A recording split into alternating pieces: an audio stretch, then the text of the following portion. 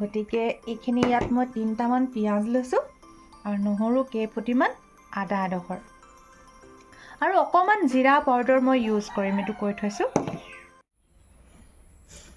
হৈছেনে লিখা? জামুক খাই লোৱা, গোটেইবোৰ ইয়াত নেপেলাবা দেই।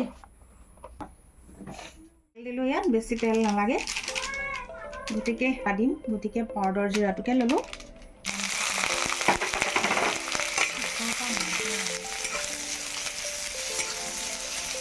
আছে মাছকেইডোখৰ ফ্ৰাই কৰি ল'লোঁ।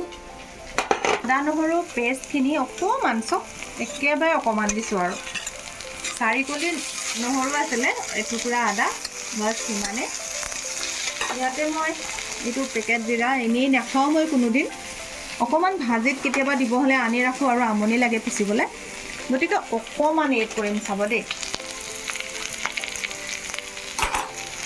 ইমান অকণমান জিৰা লৈছোঁ, পাতল কুটি লৈছোঁ, একেবাৰে পাতল পাতল, একেবাৰে কুমলীয়া ভাতকেৰেলা এইখিনি, গতিকে একেবাৰে পাতল পাতলকৈ কুটি ল'লোঁ।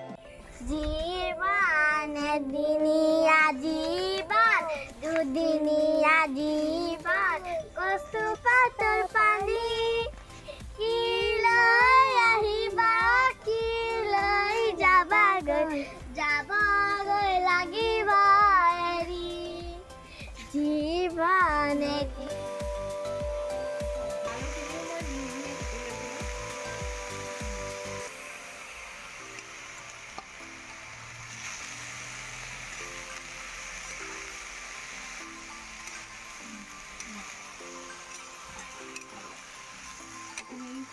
ভাজি ল'ম অলপ, অকণমান পানী দি দিছিলোঁ, এতিয়া মাছকেইডোখৰ ইয়াত দি দিওঁ, অলপমান পানী দিওঁ,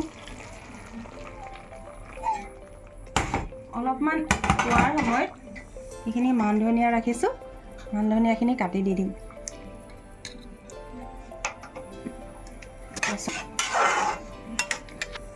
চিম্পুল ৰেচিপি, হেল্ডি, গতিকে ভাতকেৰেলা বহু উপকাৰী ন, ডায়েবেটিছ পেচেণ্টসকলৰ কাৰণে হওক বা এনেই হাই ফাইবাৰযুক্ত বহুত বেছি নিউট্ৰিশ্যন ভেলু থকা এবিধ পাচলি ন।